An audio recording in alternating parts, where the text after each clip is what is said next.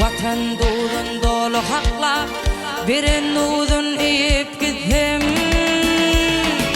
Razıyım bu dünyadan üşen vakti ucur olup dostum için köyüp gittim. Nun güdülü kovurup bir güdülü tüyüp gittim.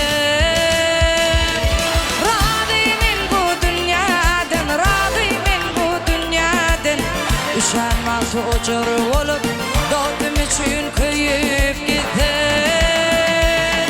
Razıyım bu dünyadan, razıyım bu dünyadan.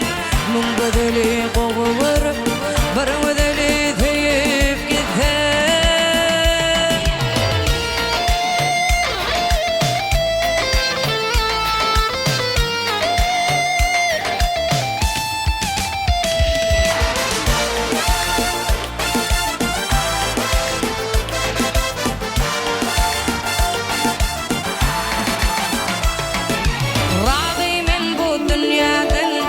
Yamanlara tüken olup yüreklerine batıp gittim.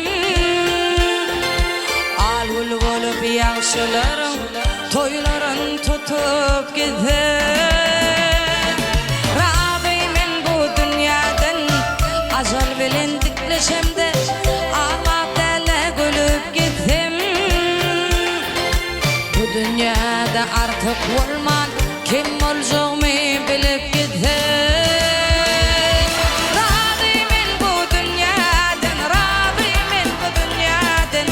Üşenmez ucur olup dostum için köyüp gittim.